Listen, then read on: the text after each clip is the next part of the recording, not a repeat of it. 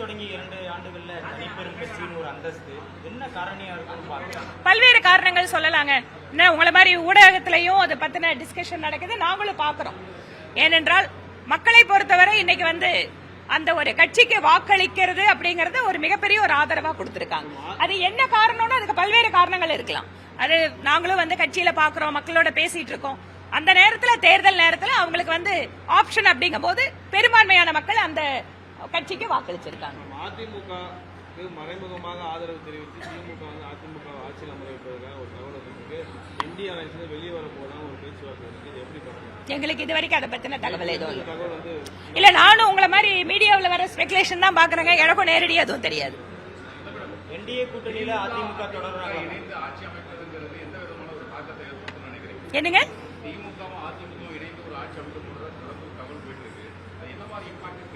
ஏங்க இதெல்லாம் தகவல் தானுங்க. உங்களுக்கு மீடியாவில் ஒரு ஸ்பெகுலேஷன் ஓடுது, நாங்களும் உங்களை பார்த்து தெரிஞ்சுக்கிற விஷயத்த அதை தாண்டி வேற எதுவும் எங்களுக்கு தெரியாது. ரிசல்ட் நாள் ஆகுது, பட் ஆனாலும் கவர்னரையும் தனிப்பெரும் கட்சி தலைவர்கள் போய் பார்த்துட்டு தானே இருக்காங்க. கவர்னர் கூட தெளிவா அவரோட தகவலை சொல்லியிருக்காரு. அவங்க லெட்டர் கொடுத்ததுல என்ன இருக்கு, விஷயம் இருக்கு, அதுல மாற்றம் என்ன. ஏனென்றால் கவர்னர் அரசியலமைப்பு சட்டத்தை படி செயல்படக்கூடியவர்.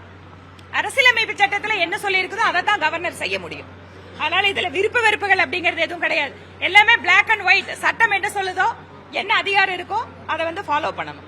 காங்கிரஸ் கட்சியிடையே கூட்டணி நிலைப்பாட்டை எப்படி பாக்குறீங்க? காங்கிரஸ் கட்சி அவங்க அதாவது காங்கிரஸ் கட்சிக்கு தமிழ்நாட்டில் வாழ்வு கொடுத்திருக்கிறதுனா அது திராவிட முன்னேற்ற கழகம் தான். இன்னைக்கு ஒரு கூட்டணி தேர்தல் முடிவுகள் அறிவிக்கப்பட்டு கொஞ்ச நாளுக்குள்ளேயே காங்கிரஸ் இந்த மாதிரி நிலைப்பாட்டை எடுக்கிறாங்கன்னா எந்த அளவுக்கு காங்கிரஸ் திமுகவுக்கு துரோகம் பண்றதுக்காக கூட இருந்திருப்பாங்க. அது நாம காங்கிரஸோட நிலைப்பாட்டை பாக்குறோம். அவர்கள் இன்னைக்கு ஒரு டெஸ்பரேட்டா இருக்காங்க. தங்களுக்கு அதிகாரம் எங்க கிடைக்கும், பதவி சுகம் எங்க கிடைக்கும், அந்த மாதிரி விஷயங்களுக்காக காங்கிரஸ் இன்னைக்கு செயல்பட்டு இருக்காங்க. அதிமுக அடுத்த கட்டமா எடுக்கக்கூடிய முடிவுகளுக்கு ஒத்துழைக்குமா பாஜக?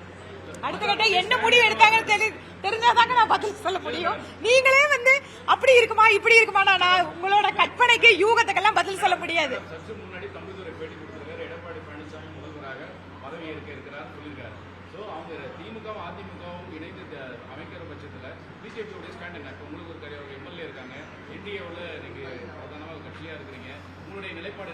என்னோட நிலைப்பாடு இதுல எதுவும் இல்ல. அன்லஸ் அதர்வைஸ் எங்களோட கட்சி தலைவர்களோட யாராவது பேசினாலொழிய கட்சி எங்களுக்கு தேசிய கட்சிங்க.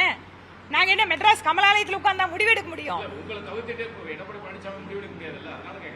எனக்கு எதுவும் தெரியாது. இதுல என்டிஏ பொறுத்த வரைக்கும் எங்களுக்கு இதுல எந்த விஷயத்திலையும் தகவல் தெரியாது. நீங்க சொல்ற மாதிரி அது நடக்குமா இது நடக்குமா இப்படி நடக்குமானா இந்த நடக்கும் நடக்காதுக்கெல்லாம் பதில் சொல்ல சாலிடா ஏதாவது ஒரு விஷயம் முடிவாகி அதுக்கப்புறம் எங்களோட கட்சியோட தேசிய தலைமை சொல்றதுக்கு தகுந்த மாதிரி தான் நாங்க சொல்ல முடியும்.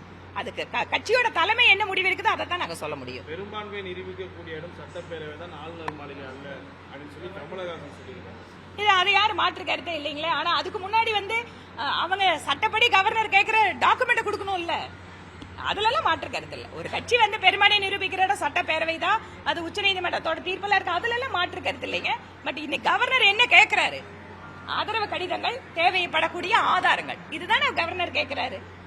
இது கூட கேட்க கூடாது அப்படின்னு எப்படி சொல்ல முடியும்? அதுதான் இன்னைக்கு கவர்னர் சொல்லி இருக்காரு. இன்னைக்கு மரியாதை கூட கவர்னரோட அலுவலகத்துல என்ன பதில் வருது, நீங்க தாங்க லெட்டர் கொடுத்தீங்க இல்லையா? லெட்டர் கொடுத்தது அவங்க தானே, அப்ப அவங்க தானே அதுக்கு ஆதாரத்தை கொடுக்கணும். பிளே ஸ்டோர் மற்றும் ஆப் ஸ்டோரில் இருந்து பாலிமர் செயலியை QR கோடு மூலம் பதிவிறக்கம் செய்யுங்கள். செய்திகளை உடனுக்குடன் பெறுங்கள்.